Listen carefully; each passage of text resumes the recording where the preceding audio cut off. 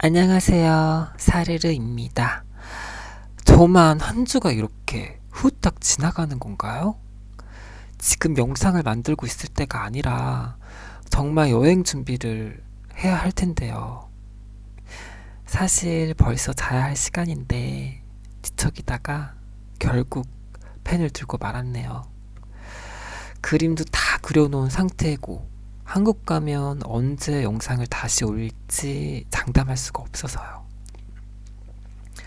원래 첫 정규직에서 벌어진 일들을 이야기할 작정이었거든요. 재봉사로 분명히 이력서를 돌렸는데 제가 연락을 받은 곳은 웬 출판사였어요. 면접을 본 날 바로 간보기에 돌입하더군요. 시시코너라고 생각하면 돼요. 때깔만 보고 널 장바구니에 담을 순 없지. 하루 정도 이것저것 시켜보고 업무 수행 능력이 어떤지 테스트를 하는 거예요. 프린터들이 정말 고래만 했어요. 마침 그 프린터에다 전봇대를 끼워놓고 있는 장정 2명. 흰 두루마기인데 그게 종이가 아니라 천이더라고요. 왜 현수막이나 옥외 광고물 있잖아요. 그런 걸 초대형으로 찍어내는 출판사일 줄이야. 탁 트인 작업실 중앙에 농구장 코트만한 작업대가 떡하니 장관 아니겠어요? 구석에서 재봉틀 소리가 귀를 간지리긴 하는데 다들 이불에 파묻혀서 보여야 말이지. 신기한 건 신기한 거고 썩 구미가 당겼겠어요? 일단 환기가 잘 안 돼서 목이 칼칼했고 천이랑 잉크에서 나는 특유의 비릿한 냄새가 있거든요. 기계음은 또 왜 이렇게 거슬리는지 알잖아요. 나 손 엄청 많이 가는 예민보 쓴 거. 가만 앉아 있어도 스트레스 수치가 오르는 기분? 이력서 100만 장 만에 겨우 낚아 올린 월척이었고 그때 당시 망명 및 귀화 전이라서 찬밥 더운밥 가리처지가 못했어요.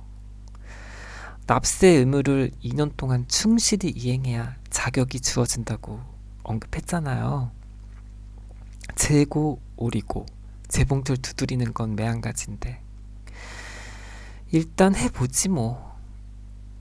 절반은 재봉 일을 하고 절반은 위에 다른 부서가 또 있더라고요.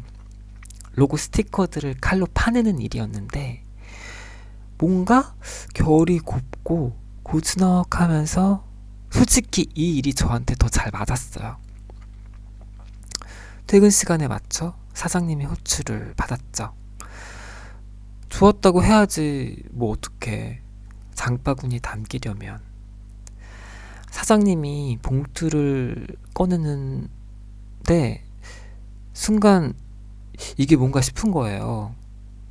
솔직히 사람이 음식도 아니고 하루든 1시간이든 부려 먹었으면 대가를 지불하는 게 너무 당연한 건데 그동안 다들 간만 보고 먹튀하기 바빴지 처음이었거든요. 물론 일을 특별히 잘해서 저한테만 따로 챙겨준 걸 수도 있어요. 일당 때문이 아니라 보면 볼수록 호감이더라고.